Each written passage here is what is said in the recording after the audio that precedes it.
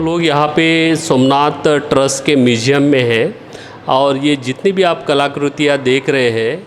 तो ये प्राचीन सोमनाथ टेम्पल की ही है। और सेकेंडली कि ये ज़्यादा पुरातन नहीं है, ये शताब्दी का है और शताब्दी आना 1100-1200 साल के बीच का यही कलाकृतियाँ है। इससे ये हम नहीं है ना, इससे ये साबित होता है कि सोमनाथ टेम्पल की जो नींव है या इस्टेब्लिशमेंट है या उसका फाउंडेशन है ज़्यादा पुरातन न होते हुए शताब्दी का है, 11 और 1200 एडी के बीच का है। मेरे पीछे में जो मुद्राएं दिखती है ये सारी मुद्राएं जो है बुद्ध के हस्तकलाओं से ली हुई सारी मुद्राएं हैं। मैं आज सोमनाथ यहाँ पहुँचा हूँ। सोमनाथ आने का मेरा मूल लक्ष्य यही था कि मैंने एक आईआईटी गांधीनगर का रिपोर्ट पढ़ा था कि सोमनाथ मंदिर के नीचे में बौद्ध गुफाएं है। तो उधर तो हम लोग जाएंगे ही बाद में, किंतु हम इस रास्ते से जा रहे थे तो सामंत भाई और हरीश रावलिया साहब के माध्यम से हमें यहाँ पे एक प्राचीन बौद्ध गुफाएँ क्या बोलते कि यहाँ पे मिली हुई है। प्रभात पाटन नाम से ये बौद्ध गुफा है। ये तीसरी और चौथी सदी की विरासत है। अभी इस विरासत को डेवलप किया है आर्कोलॉजिकल डिपार्टमेंट में, लेकिन इसका कंस्ट्रक्शन यहाँ का जो लोकल लोग हैं सामंत भाई वगैरह, इन्होंने बताया कि ये सोमनाथ ट्रस्ट ने किया है और इसका पूरा मेंटेनेंस अभी सोमनाथ ट्रस्ट जो है ये कर रही है। तो जो भी है इस गुफाओं को जिस प्रकार से संरक्षित करना चाहिए वो नहीं किया गया, बल्कि इधर अगर हम देखते हैं तो इस गुफा को डिस्ट्रॉय किया गया है। आगे में जो पहाड़ी दिखाई देती है इस साइड से, ये पूरा का पूरा जो सौराष्ट्र का लंबा पट्टा केव्स का और पहाड़ों का हुआ करता था, जिसमें बहुत सारी बौद्ध गुफाएं उस प्राचीन काल में हुआ करती थी। लेकिन जाने अनजाने में जब बुद्धिज़्म का डाउनफॉल हुआ तो इसके वजह से लोगों में वो उत्साह और उस जागृति न होने की वजह से यहाँ का बहुत सारी बौद्ध गुफाओं को डिस्ट्रॉय किया गया है। मेरा इतना ही कहना है कि जो विरासत अभी बची हुई है हमारे पास में, उस विरासत को हम कैसे संरक्षित किया जाए, इस दृष्टिकोण से हमने विचार करना चाहिए, परामर्श करना चाहिए। यहाँ पीछे में जो केव्स है, ये केव्स जो है ये संगाराम हुआ करती थी। यहाँ पे बौद्ध भिक्षु और रहा करते थे, उनका रेसिडेंस कॉम्प्लेक्स सही है और यहीं पे जो भी स्टडी बुद्धिज़्म का जो स्टडी वगैरह है ये सारी चीज़ें है। मेरे पीछे में समंदर है सोमनाथ का, ये बहुत बड़ा जो है अरब सागर जिसको बोलते हैं, अरब को जाके मिलता है और ये हमारा बहुत बड़ा व्यापारिक केंद्र हुआ करता था। तो व्यापारी जब भी आते थे तो अपना व्यापार का जो कुछ सामान है वो यहाँ पे रखा करते थे और उनके दान के माध्यम से ही ये सारा का सारा पूरा डेवलपमेंट हुआ करता था। तो एनीवे हमारी पहली विजिट है यहाँ पे सोमनाथ के प्रभात पाटन में और ये पहली गुफा है। हम आगे और भी जाएंगे, सामंत जी है यहाँ पे जो सोमनाथ में ही रहते हैं और ये सारी चीज़ें हमको वो दिखा रहे हैं। प्रभात पाटन अपना इस बौद्ध गुफाओं को देखने के बाद में इसका जिस प्रकार से कंजर्वेशन होना चाहिए, प्रिजर्वेशन होना चाहिए, जिस प्रकार से संरक्षित होना चाहिए, उस प्रकार से नहीं किया गया। पहली बात कि ये दो पहाड़ों के बीच में जहाँ पे हम लोग खड़े हैं, ये इसकी अगर खुदाई करते हैं तो बहुत सारी चीजें आज भी उस प्राचीन बौद्ध अवशेषों का भंडार हमको यहाँ पे मिल सकता था।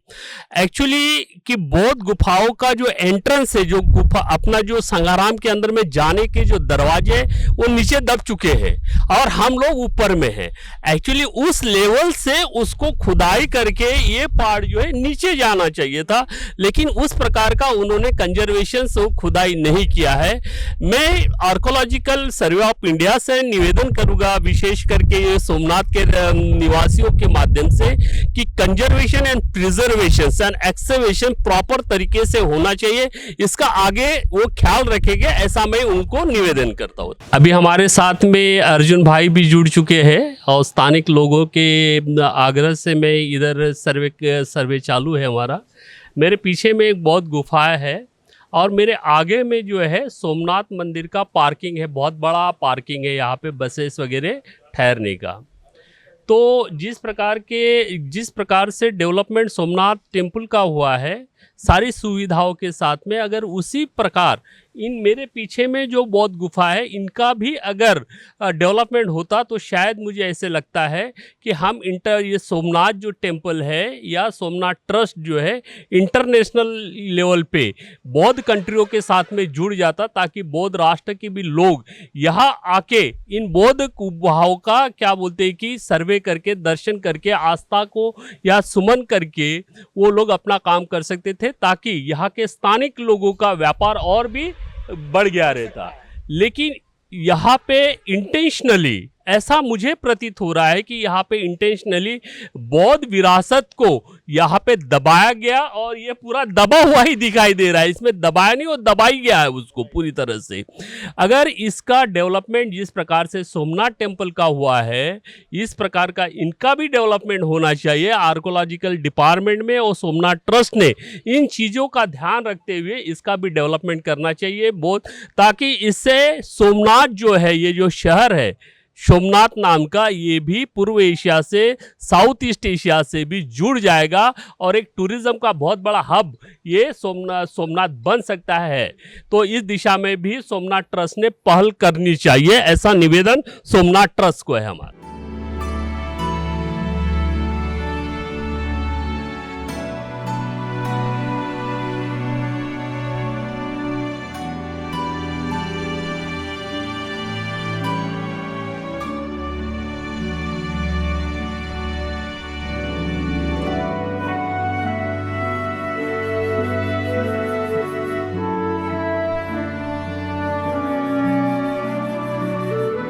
जहाँ हम लोग खड़े हैं और जिसका हम चित्रीकरण कर रहे हैं, फिल्मलाइज कर रहे हैं,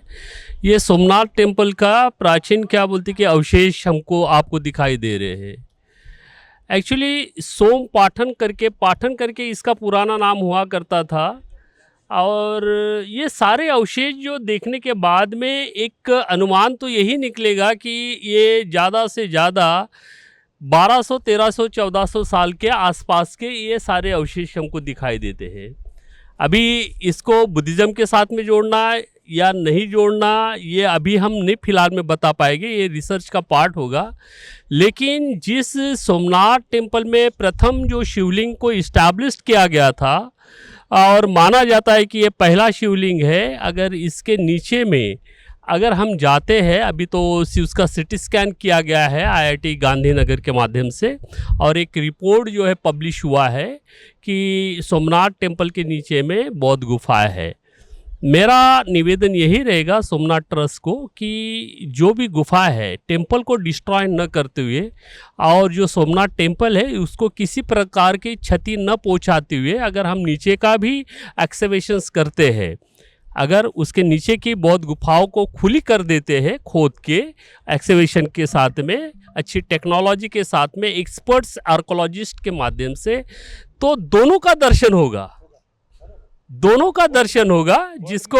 जिसको शिवलिंग के दर्शन करना है वो अच्छी बात है, वो भी करे, लेकिन जिसको बुद्ध का दर्शन करना है वो भी उसके लिए भी रास्ता खुला जाएगा। तो इससे हमारा टूरिज्म जो है 2 गुना हो जाएगा, और हम लोग ये जो सोमनाथ टेम्पल है ये पूरा एशिया के साथ में जुड़ जाएगा। तो इस बात का थोड़ा सा ध्यान सोमनाथ ट्रस्ट के ट्रस्टियों ने ध्यान में रखते हुए कि भाई और भी कैसा बेटर इस क्षेत्र को, पाठन को, सोम प्रभात को किस प्रकार से और अच्छा किया जा सकता है, बुद्धिज़्म को कैसे इसके साथ में जोड़ा जा सकता है, क्योंकि ये जो पूरा इलाका है ये समंदर किनारा है। ये प्राचीन काल में जो है बुद्ध काल के अंदर में ये पूरा व्यापारिक केंद्र था। आज वर्तमान में वो स्थिति नहीं है, वर्तमान के साथ में प्राचीन काल को भी जोड़ना उचित नहीं होगा। लेकिन जो सोमनाथ ट्रस्ट मंदिर है, जिसको आज सोमनाथ बोलते हैं, सोम मीन सौराष्ट्र का नाथ, सौराष्ट्र का जो नाथ है वो बुद्ध ही थे। लेकिन मैं उतने डीप में नहीं ले जाऊंगा, मेरा निवेदन इतना ही है कि जो सोमनाथ ट्रस्ट के नीचे में जो बौद्ध गुफा है, ये मैं नहीं कह रहा हूँ, IIT गांधीनगर का रिपोर्ट कहता है, आर्कोलॉजिकल सर्वे ऑफ इंडिया का रिपोर्ट करता है बौद्ध गुफा है। तो उसका एक्सकवेशंस करके, उसको खुदाई करके बेहतर ढंग से उसको अगर हम पूरा खोल देते हैं उसको भी, तो ये दोनों का मिलन है ना, बुद्धिज्म को मानने वाले लोग भी यहाँ आके अपनी आस्था प्रकट कर सकते हैं और पूरा एशिया के साथ में इसको हम जोड़ सकते हैं, जिससे सोमनाथ का भी उत्कर्ष होगा और बुद्धिज्म का भी उत्कर्ष होगा। ये जो विरासत दिखाई दे रही है हमको, जो बिखरी हुई है बारिश के नीचे में, अभी बारिश का भी मौसम है, सोमनाथ में हूँ मैं यहाँ पे,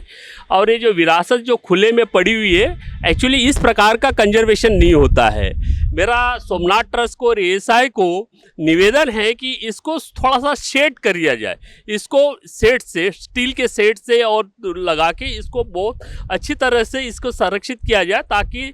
बारिश के पानी से इसको बचाया जा सकता है, मौसम के बदलते हवामान से भी इसको बचाया जा सकता है। तो इस बात का भी क्या बोलते कि सोमनाथ ट्रस्ट ने ध्यान रखना चाहिए और इसका कंजर्वेशन प्रॉपर तरीके से और आर्कोलॉजिस्ट के माध्यम से करना चाहिए। यही मेरा निवेदन इनको और रहेगा।